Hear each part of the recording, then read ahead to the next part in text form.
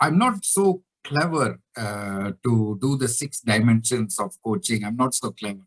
All I know is that I played a lot of cricket, 25 years of cricket. I've done coaching for a long time, and I know the Bible well. That's all I know. So I don't know these 6 dimensions, but I know what it means to be a really good Christian coach who transforms the lives of people. That's what I know. So here we go. Now, obviously, so it's Tom, 20 minutes, right, Tom? Correct? 20 minutes. Yeah. Okay. So here's, Sorry, yeah. we have around 30 minutes. Okay. So here's the 30 minutes. I'll get fed up of myself, Tom, talking. Anyway, so there are 2 kinds. You probably heard this. You probably heard most of the coaches that I encountered during my playing days were transactional coaches. You probably heard that, right? That word transactional means you play well, I'll be nice to you.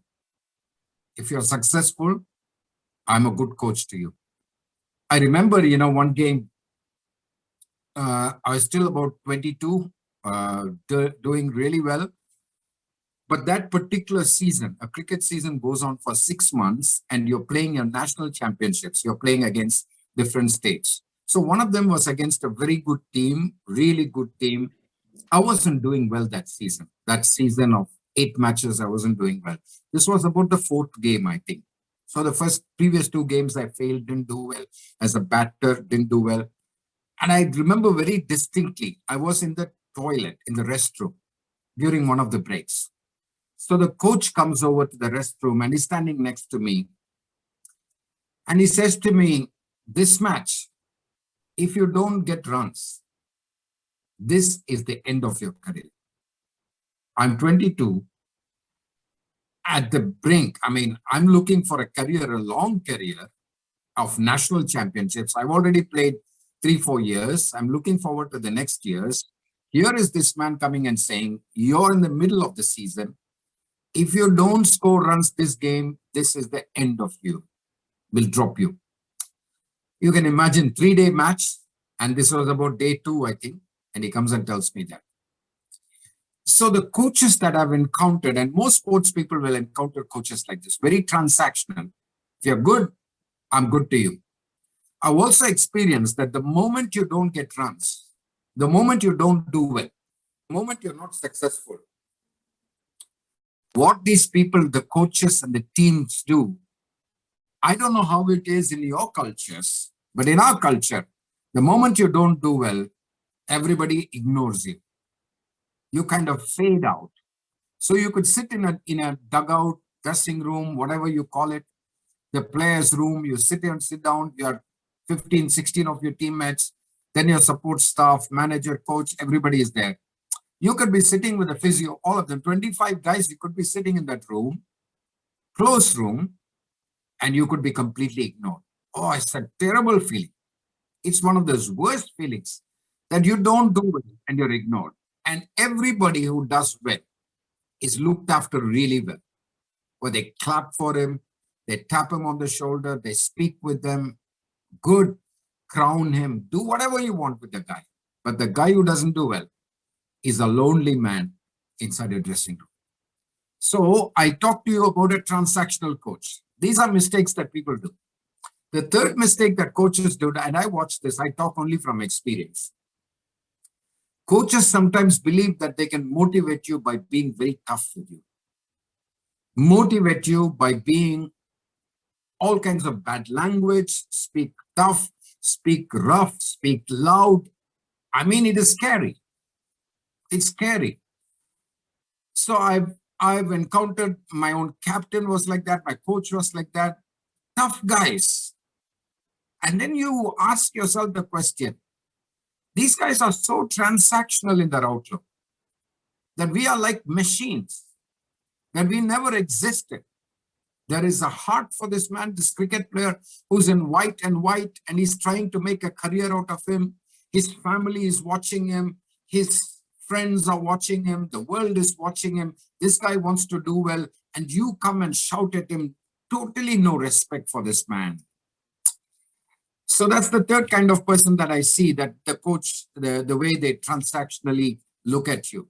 Do well, I'll be with you. And I think the fourth thing that they look out of is you be nice to me, I'll be nice to you. In a sense, I'll take care of your future. Some of you heard it. In our culture, it happens all the time. You have to grease the palms of the coach for you to play well. You know what I mean?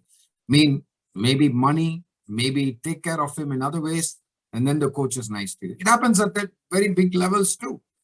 So I look at this as a very transactional coach. Guys who you give me, I give you. Transaction. I've never seen transformational coaches in my life. Honestly, I've never seen transformational coaches.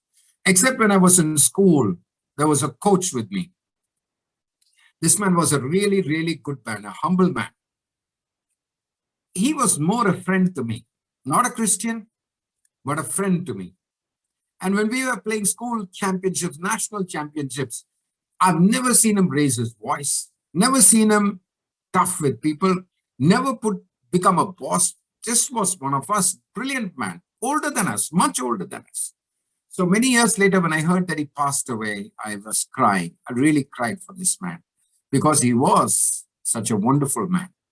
So here we have two coaches, transactional coaches, transformational coaches. Now in today's context, I will say a few statements and then coaches have a massive impact on players.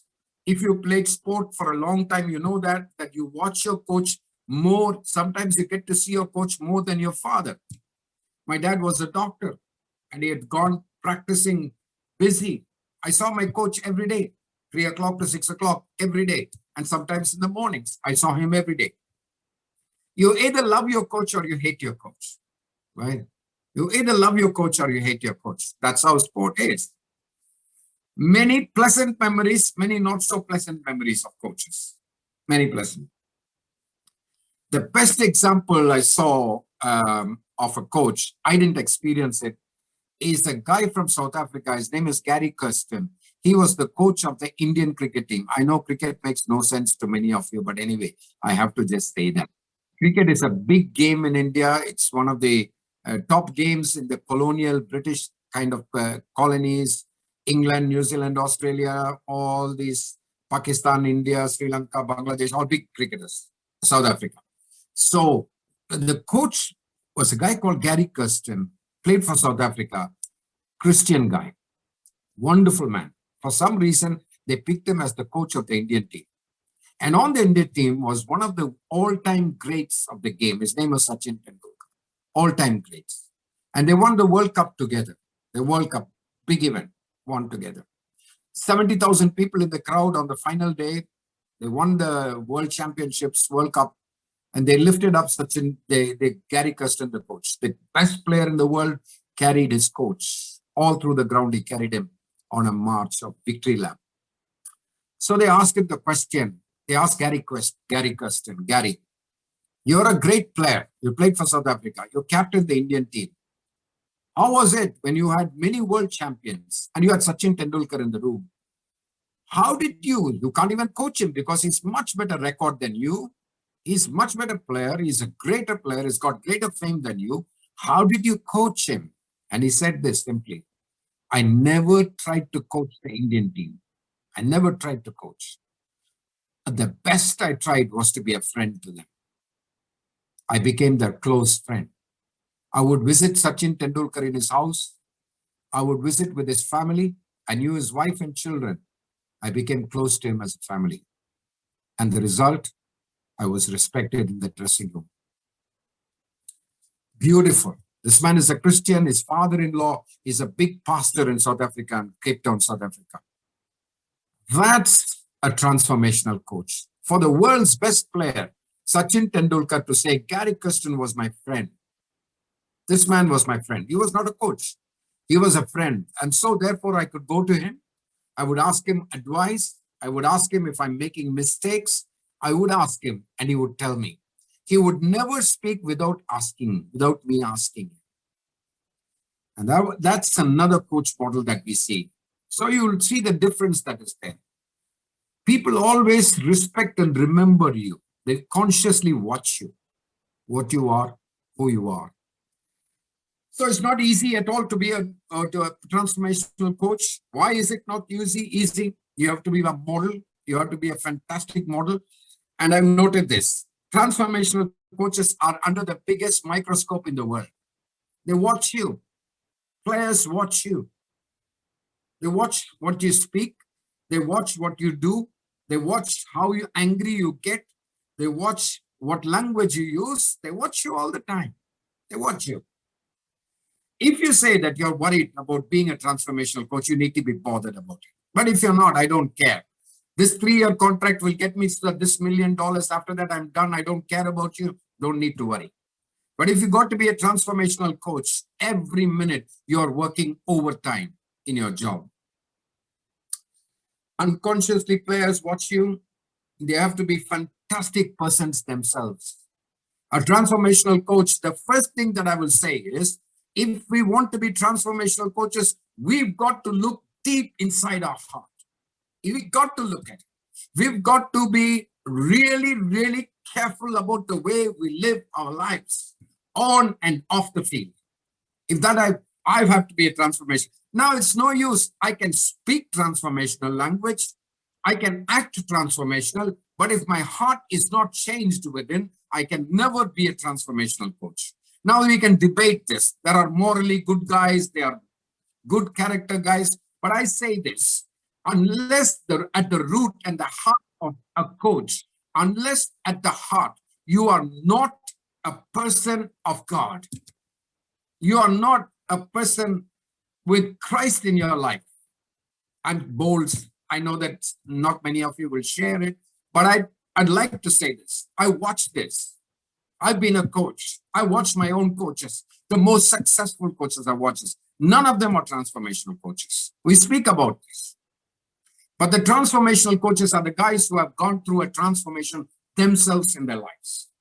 Unless you have a transformation in your life and you're absolutely convinced that this is the best for my coaching, that a transformed life can only make a transformed life. Unless I receive transformation, no amount of books, let me say this, no amount of books, no amount of listening, no amount of learning is going to help unless your church, your heart has gone through a transformation yourself. And I think that's important. Unless we are transformed inside of our hearts, we cannot be transformational coaches. We will fake it. We will fake it all the time. So here's it is. And I think with God's spirit in us, it's much easier to be a transformational coach. They might call you a softie, that's fine. They might call you and say you don't have the killer instinct, that's fine. I'm not here for that. I'm not here. I am here because I want to see the lives of my players being changed. I want to see them become better human beings. I want them to be great. I want them to be, anybody can coach sport. Seriously. We'll never be the best sport coaches. There are tons of them outside. But there's very few people who will coach the heart. Very few people who will be transformational coaches. Very few will dare to be a transformational coach because there's no money in it. You go and tell your cricket association, hey, I want to be a transformational coach. I want to speak life into these people. They said, go and find your job somewhere else, my friend. I played for a very serious, really good club. 25 years I played for my club. Wonderful. We were number one in India at one point of time. So after I quit and I became a pastor, became, like an evangelist and all, my friend who was still the manager called me and said, hey, come and speak to our guys. So he set up 3 meetings. I spoke the first one. After an hour, he came to me and said, brilliant, but we don't want you again here. Good, isn't it? Good. We don't want you because you'll make all of them softies. We don't want you here. That's the world that's going to be there. But I think we have a higher calling than that. If I want, I can be tough. I can be tough. I can be rude. I can be ruthless in my coaching, but that's not what God wants me to do. God wants me to impact the lives of people. And that's why I want to talk about transformational coaching. So what does it mean? What are the qualities? So let's look, what are the qualities of a This is only from experience. Like I said, I'm not clever. I don't have books. I've not read books, but I know only what I have experienced in my life. The first one, A transformational coach is a coach who has integrity in his life. Integrity. You will read this everywhere, isn't it? Integrity. Good all the time.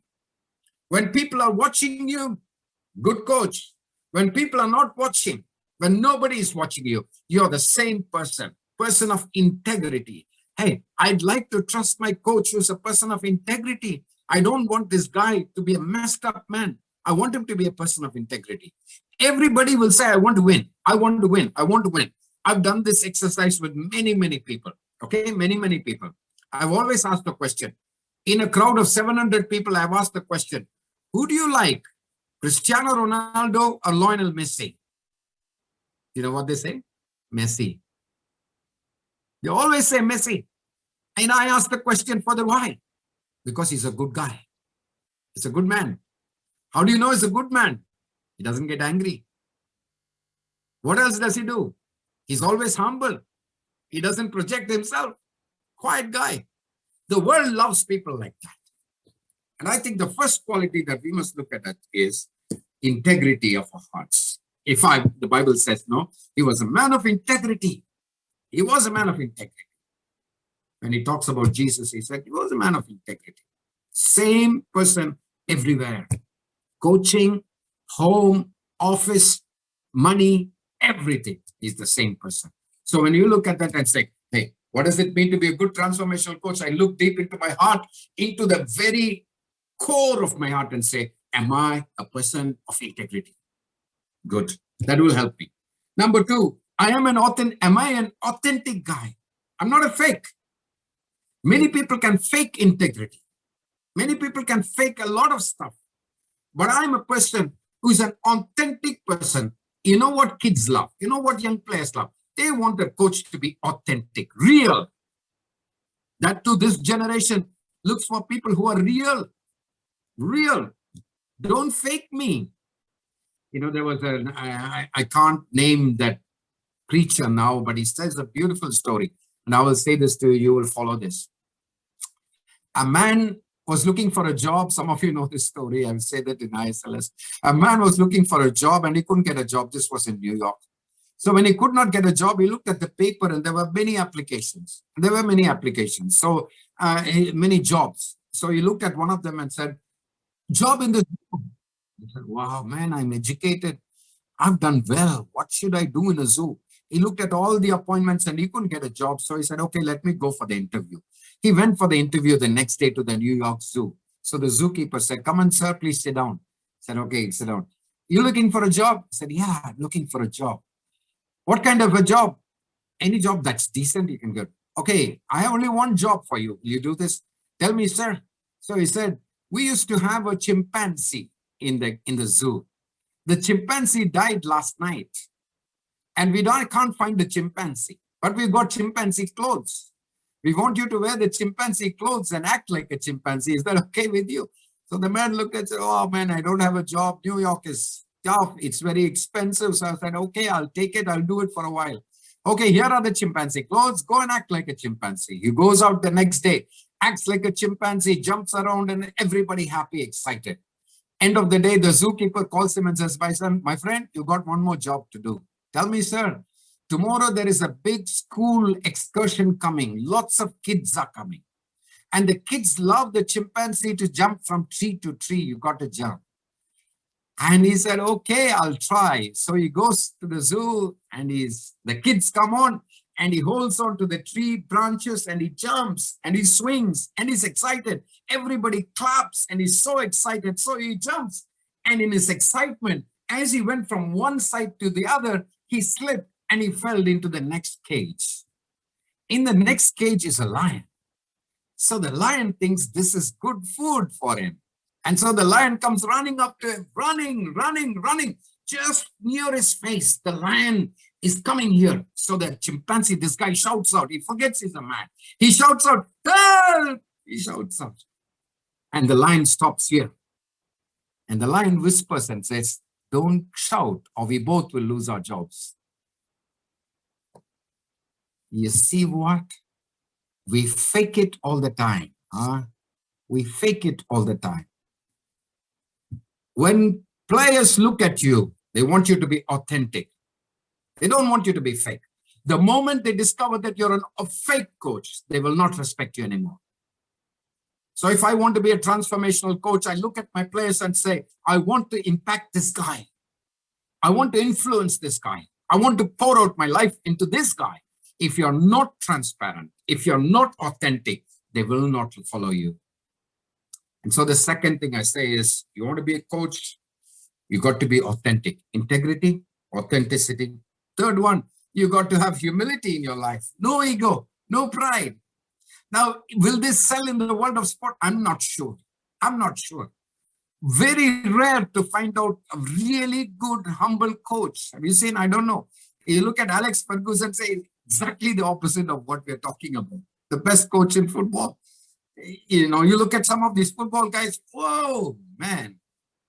Do you find somebody who I saw him in Gary Kirsten, very humble man, never came to press conferences, always sat inside the dressing room, always talked to people. He was almost invisible, man of humility, coached the best team in the world, cricket team. It is still possible. And I think if you want to be a quality transformational coach, you got to be a person of humility. Look deep inside our hearts and say, am I? And I know that, you know, you guys in the Pacific are really good at this. By nature, by naturally born humble, you guys are. I can't say this of many of the continents of the world, but you guys are really, really humble guys. And that's an advantage for you. Number four, I've got to. So we said integrity, authenticity, humility. Fourth one, charity. Charity. Hey, if I got to be a transformational coach, I've got to be a person of compassion, love, and empathy. Compassion, love, and empathy. Hey, it almost looks like a Bible class, but it is true. It doesn't matter where you are. You can be a businessman. You can be a school teacher. You can be a top player. You can be a top music person. Same principle. If you cannot be a transformational coach unless you're a person of charity, compassion, love. Your heart has to be charitable heart. I must love my players. Is it possible? Yes. We have a guy who works in our organization. Our organization is called Christian Sports Fellowship. We have some fantastic coaches. His name is Thomas. He's in his 40s. Brilliant guy. He leaves his house at 5 o'clock. I share this story often. He leaves at 5, goes for coaching, volleyball coaching, coaches till 10 o'clock, 11 o'clock in the morning. And then he goes visiting the players in their schools or in their colleges. And he will sit with them at lunch break, at coffee break, whatever, and he'll ask them, how are you doing? Have you paid your school fees? If you don't have the school fees, can I pay for you? I'll find that money for you. And he has paid school fees for every year, for about 25 of them, found out college admission, went to the colleges, spoke to them and told them that this girl is a good volleyball player. Would you give admission and would you give scholarship for this person? Good person. The whole day he spends at schools or colleges looking after the needs of his players. 4 o'clock back to coaching, 7 o'clock finish, sit with the coaches, talk till 8 o'clock. He goes home at 10 o'clock in the night. 1 day, 2 days, 365 days a year. Nobody know him. Thomas. Who cares? But he's a wonderful transformational coach.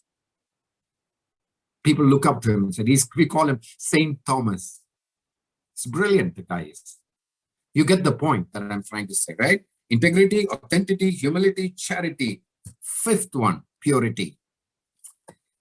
I'll tell you what, Indian coach, we have a coach right now, his name is Ravi Shastri.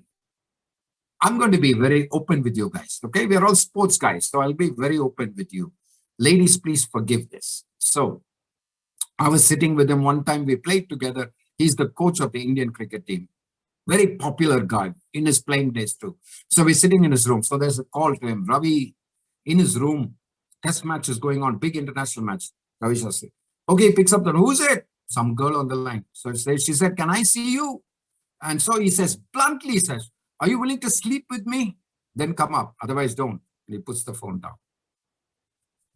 You got it? This is the world that we live in. This is who coaches are. No morals, no purity. Talk about lesbianism, talk about homosexuality, talk about wine and women in sport every day. We talk about the Boris Beckers. You talk about all of them. You can go tons. You can tons and tons and stories of people who have absolutely no idea of the purity that you talk about. You want to be a transformational coach. If we continue to be impure and want to be transformational coaches, we lost it, man. We cannot be. Unless I am sexually good, pure, everything else is a fake, what I speak. Let's not talk about transformational coaching. Talk about transactional coaching. Be done with it. But if I want to be a transformational coach, my heart deep within is changed and transformed, that I'm a sexually pure person. I don't look with wrong eyes at my students or my players. And I think that's very important for us. Time's running out. We have about 5 minutes more, but I'll finish. The sixth one is identity. We talked about integrity, authenticity, humility, charity, purity, and identity. This is the most important thing. Transformational coaches who know the Lord as their Savior don't care. They don't care. My identity is very secure. I'm a child of the living God. I'm a child of the living God. And I'll do and say what God says to me, to be this kind of a person. For me, result is not important. For me, the process is important. Have we cheated? We cannot cheat. Have we cut corners? No, we won't cut corners. Will we speak bad language? No, we will not. Will we respect players? Yes, we will. Will we respect the referees? Yes, we will. This is our team. And I think when our identity is clear and secure, when it is good, we will set down the ground rules for our team that we coach. Hey, guys, this is who we are, man.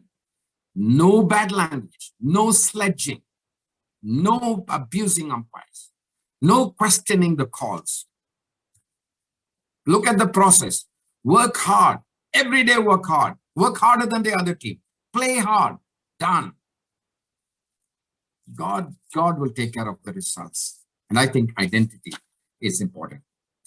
Okay, I'm going to read a few things now and then finish off with a small Bible thing. What do transformational coaches do? So we talked about the character of transformational coaches. What do transformational coaches do really well? One, genuinely concerned about players' whole life. Genuinely concerned about the player's whole life. Those are transformational coaches.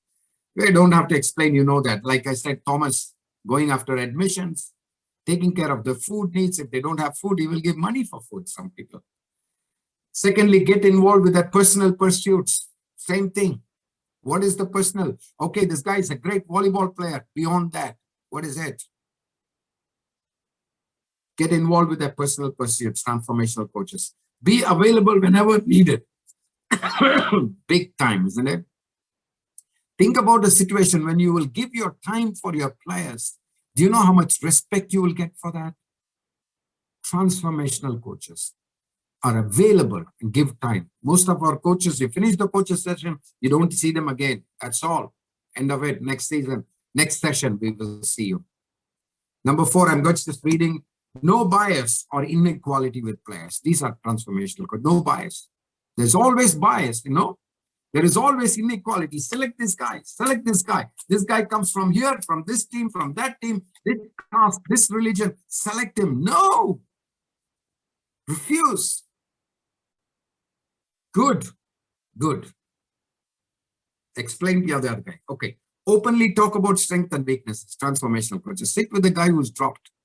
You couldn't play him today. Sit with him. Hey, how are you doing? These 1, 2, 3 reasons. You couldn't find it, man. But I'm sure you'll find a reason. You'll find a time when you will play. When feedback, being extremely sensitive. Feedback. We don't realize how much coaches hurt people. We don't realize that. When you want to give feedback to the player, you didn't play well. Do it as sensitively as possible. This is what transformational coaches do really well. I appreciate your efforts. Good on you, mate. Didn't do well today. Doesn't matter. There's a long way ahead of you. Great feedback. Being a friend of the players. We talked about it. Be a friend. Transformational coaches. Build enormous trust. Do what leaves a legacy.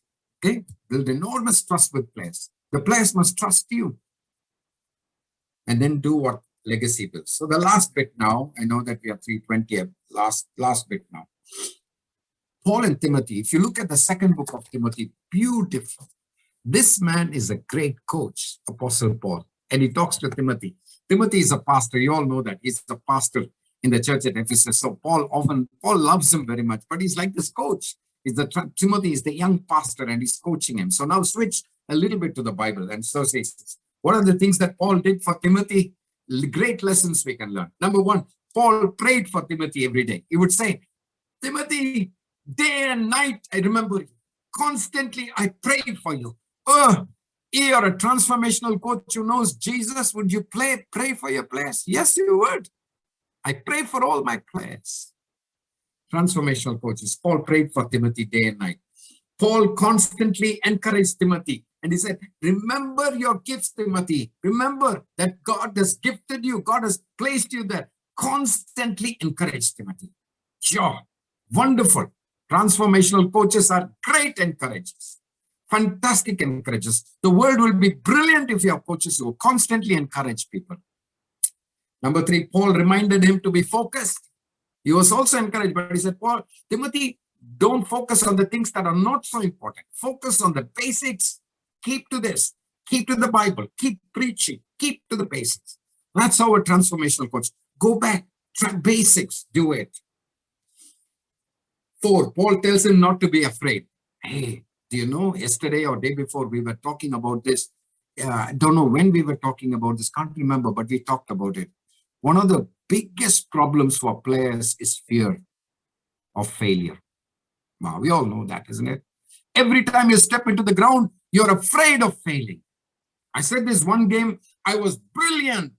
One game, in 1977, fantastic. The whole of India announced me as a champion who has arrived on the scene. Season finished. Next season, 30,000 people waiting for me as I walk into bat. Everybody chanting my name. Go in, first ball out. Finish. Came back and cried for 30 minutes. I cried like a baby. I was afraid after that. The next time I walked in, I was scared. If I fail one more time, ashamed. What will happen to my future? So Paul's constantly telling Timothy, don't be afraid. Hey, as a coach, before you go to bat or before you go to play, if the coach taps you on the shoulder and says, don't be afraid, enjoy the game. You'll be good. How good it is. Then Paul tells him to be hardworking, like a farmer, athlete. You remember that in 2 Timothy. Be hardworking. Lead the result. Just work hard. Be focused and work hard. That's what transformational coaches will do.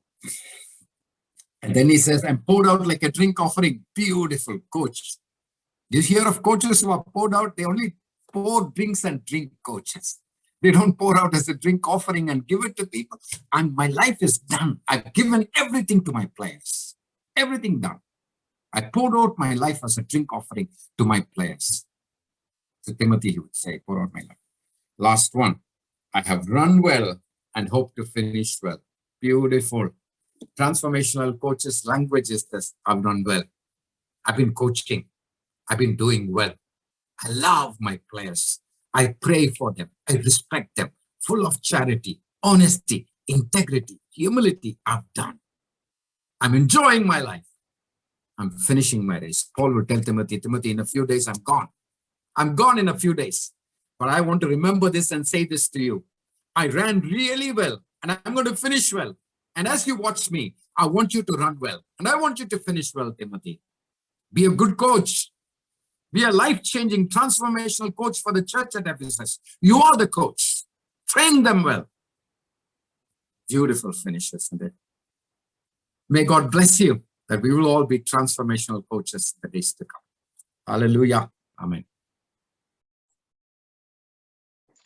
Thank you very much, Paul. Always enjoy your enthusiasm in sharing the word and encouraging people.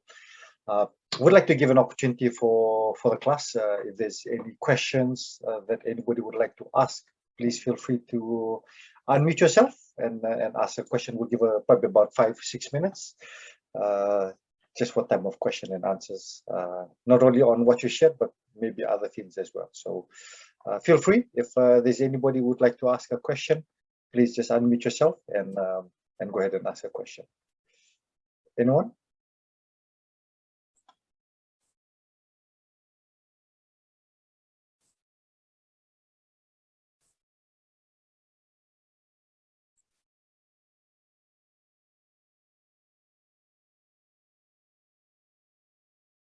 Any questions? Myron? Coach, thank you, Mr. Moses. There's a team I coach last 2 years as under 19 in the one of the local competition here. And what I get from it is when the parents, when they're involved in what is happening around the place. So my question is, what are some of the basics response that I can respond to some of the parents that they're involved in some of the changes in the place? Some may I say a bad comment, which they don't like the children being away from home, and some the best comments I ever heard. They're like, my child is really changing, start to believe in himself, I start to do well in schools. And what my question is, what are some of the basics that we can do to respond to some of the parents, some of the negative comments that we can get, that we will get out of it? Thank you, sir. Yeah, this is a global problem we have with the parents. So, sometimes it's good, sometimes it's not so good. So if their children are playing, you'll have always good comments. They'll say, okay, you're a nice encourager, great and all. But if the kid doesn't get a chance to play, then they'll come back and say, you're not a good coach, you're biased, you're picking the wrong team, all kinds of things that will do. So I think I personally, I read this somewhere. It was a really good thing. Right at the beginning of the season, there was a coach who called his team, and beginning of the season, sat to them, they all lined up, and then he called all their parents too. And all of them came around, they were standing, and he laid down the ground rules for the season. And he said, this is who we are. This is our vision for the team. This is the values of the team. This is what we will do. This is the language. Everybody will get a chance. Don't need to interfere. Parents, please keep out of this. We will make sure that all of your children are taken care evenly. I mean, I know that some of the professional teams it's not possible to do that, but it's good to say, if your child is good, he will be there. No need to recommend, no need recommendation. No need to come and tell me, take him. No need. If your kid is good, it's good. And I think it's just the 1 or 2 players who will be on the borderline. And I think if they know that you are authentic, if they know that you are genuine, that you make good decisions, and if you don't do politics, they get the message. So it's good. I would do that. I would call the parents, I would call the kids, I would visit first session. This is where we are. The best players will play according to the situation of the game, according to the time, according to the season, according to the injuries. Everybody will be getting a chance. So you don't need to be worried, don't need to be stressed. If there is anything more, we can talk personally, but these are the values for the team. This is where we are going. It'll be good, and they will understand it really well. But better not to, my own personal experience, this one, better not to get involved with the parents on a day-to-day basis. Then they will sit on your heads, and then you can't do much. So better to keep them at a distance and meet them once in 3 months, just update, and then be with them. So that will be my take. I'm not an expert on this, but Tom, you can add on this also. Your culture, you know better what to do. So this is something that we would do. Thanks, Paul. Thank you very much, sir. Thank you. Okay. Thanks, Aaron. Anyone else has a question for Paul?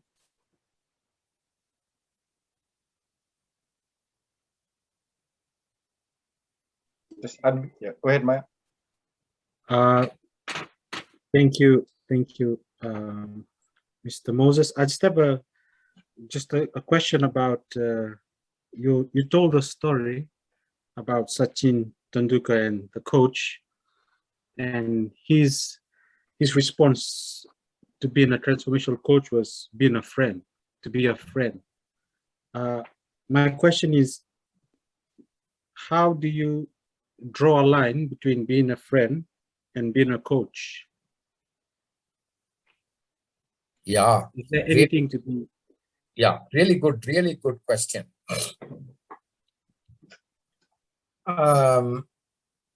I think when you are a friend at that level, because it's really the top elite level we're talking about, but at all levels, if your players, let's say under 19 players, if they trust you and love you, they accept your decisions. You can, if you're a friend to them, you say, and you talk to them. One of the problems, I think what I've observed in these years is coaches are scared to talk to the players simply because they think that if they get too close to them, they get obligated to them to select them. So you sometimes kind of avoid the conversations, avoid getting close to people, and avoid getting close to the players because you don't want to get into a situation where you could be asked, why can't you and this. So I think being a friend is, I would suggest one thing.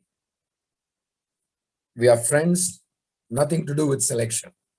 Very clear. I'm your friend. I'm here to help you. I'm here to do whatever it takes to be your friend. I can come home, but it's nothing to do with your selection of the team, selection in the team. This ends here. So the moment we mix both, we have a problem. But if we can articulate and say, friend is a friend, great. We love you deeply. I'm concerned. I love your family. You're great friends. But if it means to drop you, that has nothing to do with our friendship. We remain lifelong friends. But the game demands that you take a little bit. So it is very tricky. It is very tricky. Gary Kirsten got away because this guy was the world champion. You can't drop him, so not a problem. But imagine he was the friend of somebody who's number 13 or 14 in the team. And, he said, oh, you never played me. You're my good friend. You never played. So it's a little tricky. But I would say friend is a friend. Game is a game. Can you mix it? Yes, you can. And yes, you can't sometimes. So there's no single solution for that. But as best as possible, the key is to live by the values that you have. Transparent, open, everything fine. You're a person of integrity. You will not fool around. You will not mess the guy's life. You're good. They understand it. Everything will be fine. I think that's the way to go. Tom, you can add, Tom, anything. Thank you. Yeah. Thanks, Paul. I think you few really good questions from Maya, but also a few good points as well, because the Pacific culture is such that we are relational, community-based, and and it's so easy for us to get caught up, in the culture of of friendship as well as family, and because you have that closeness, you are obliged to select them or to have them, as part of the team, or to get, to favor them of some sort. And so I think the challenge for us in the Pacific is huge when it comes to this area. And I think the example that you shared is really important because of transparency and being honest with them upfront, so that they know where the line is that, our friendship will not determine your selection. And I think that's and you talked about being an authentic and authentic, some of the characteristics of a transformational coach, and so being honest and genuine in that essence as well, so that they understand the relationship as well. So yeah, thanks for clarifying that. A really good point.